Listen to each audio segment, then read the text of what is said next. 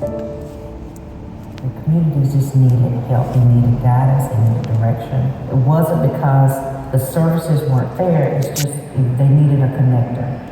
The public needed help, they didn't know where to go. The people that were providing the help didn't know how to get the help to the public. And one of the best places to do that with children is at school.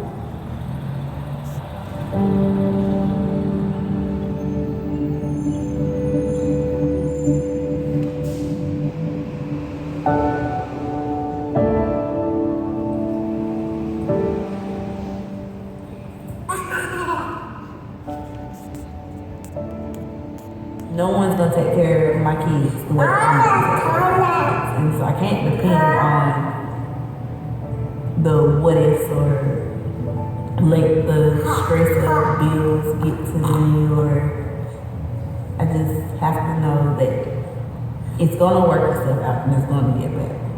And it's not gonna always be where I'm having to struggle paycheck to paycheck to maintain.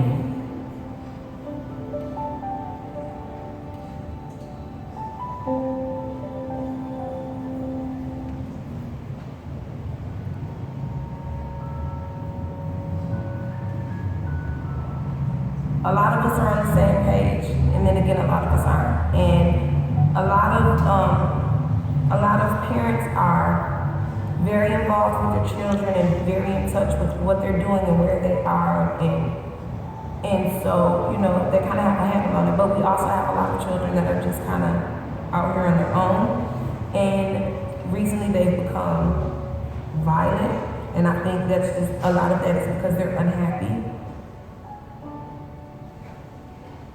I guess, like I said, at some point you get kind of sick and tired of being sick and tired, or just always just worrying, or just feeling stressed, or like I say, fatigued. And so I was like, what can I do about it?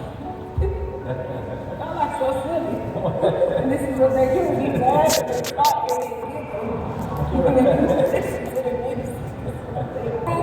It is very stressful, and I deal with it better now than I did before, because before I was stressed and I was like, okay, I get paid for light bill, paid for rent, I paid for mortgage, and then I go through the list of household needs, and I'm probably able to get like half of those needs until the next pay. And I'm like, oh man, and I try to get the most important things, but then when I think I got the most important things, I run out of something else, and I'm like, I don't have the money right now, what am I going to do?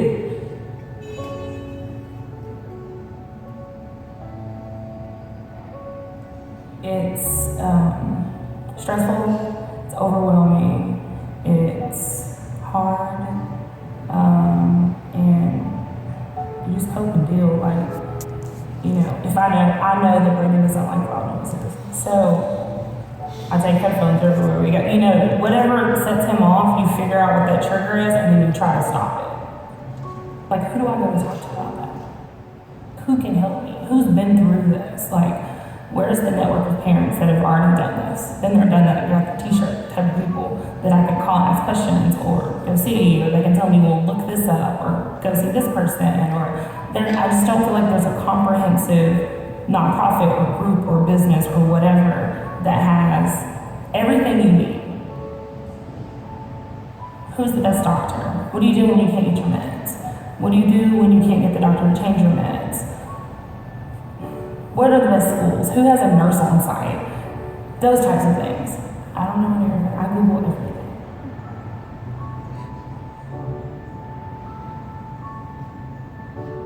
I think the community would do great to build parents up.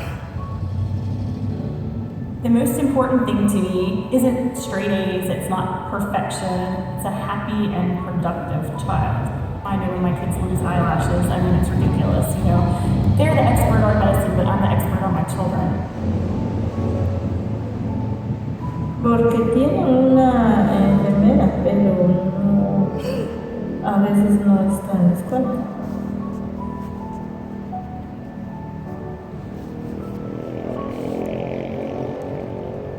Porque una vez que me llamaron, mi niño tenía fiebre y estaba vomitando. Entonces me llamaron que fuera por él y que lo llevara a la clínica porque la enfermera no estaba para que lo viera. I don't know. I guess with this day and time, so much going on, we just, I guess, want to keep them a little closer where you can see them. I told him, you know, allergies, some of you just don't really stay at home. You just don't stay at home for allergies because you're going to have days that you wake up and you're going to be blowing and sneezing and stuff, and then it's days when you feel bad, but then there's days you don't. But it's not a cold, so, you know, with school. Well, if I'm the mom and I work for fast food, if I don't show up to work, I don't have a job. You know, it's not like you're in a professional position and you say, hey, I need to go take my child to the doctor. These people don't have that to offer. And like I say, a lot of them are uneducated, so they're working the less paid jobs. And sometimes they're working two of those to just try to make ends meet. So you gotta be at work. So probably taking them to the doctor is not one of the things that's a priority.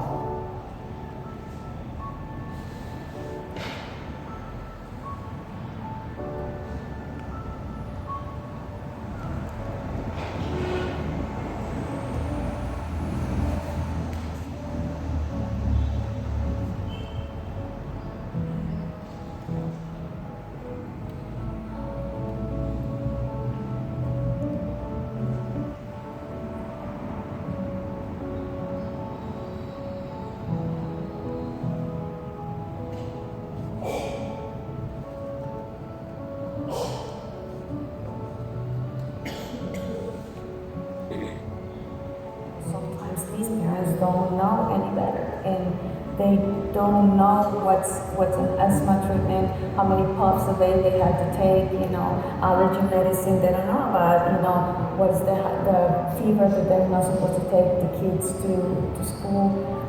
They don't know these little things that we think they're little are big for them.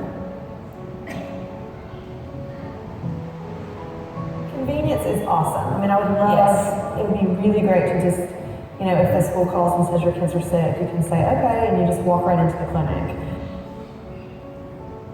We've had incidents here, you know, playground accidents where kids probably needed to go to the emergency room, but when our parent coordinator talked to the parents, they often were scared to take them. Sometimes they're just sick and they've been waiting all weekend because they know when they get to school there is a nurse here. Parents are crying out for help. They just don't know how to and who to get it. They really do need help, and they will tell us, I've been here.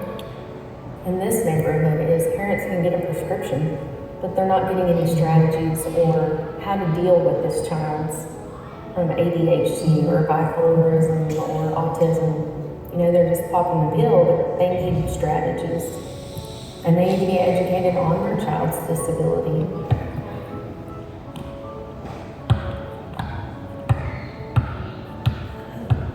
I don't want to see my kids sick. I would rather take on their sickness for them. And if somebody has to be sick, I'd rather it be me than them, because I don't want to see them suffer.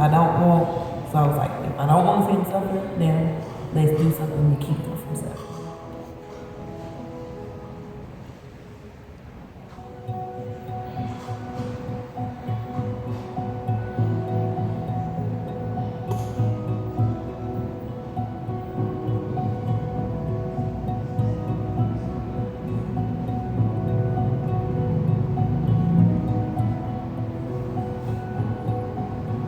The challenge, I think, for us locally as pediatric providers is how do we continue to do the excellent job we strive to do every day with what we've always been doing?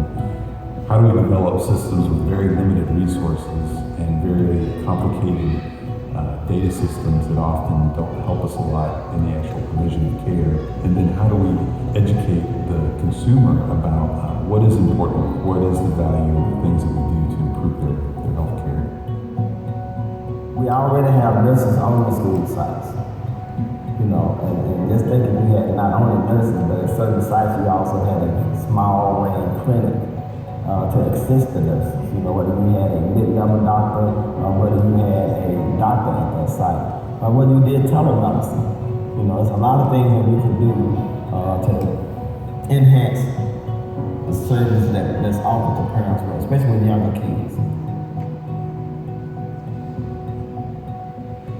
It's hard to make change. Every school is different, every community is different, every classroom, every student, every parent, they're all different. I would love to see a model where they just open the doors to the community. If you're talking about school-based services for health, that would be one of those community supports that could help support the family and address it community-wide within the school. I challenge anybody to watch those children face to face coming off that school bus and not think about future opportunities. The community should not be identified by those circumstances. The community should be identified by the opportunities that all of those people and those children represent.